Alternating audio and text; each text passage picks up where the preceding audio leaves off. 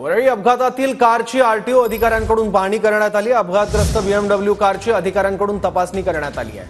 अपघातग्रस्त BMW car सध्या वरळी पोलिसांच्या ताब्यात आहे। अपघातात कारची आरटीओ अधिकाऱ्यांकडून तपासणी केली गेली आहे। वरळी अपघातातील कारची आरटीओ अधिकाऱ्यांनी पाहणी केली आहे।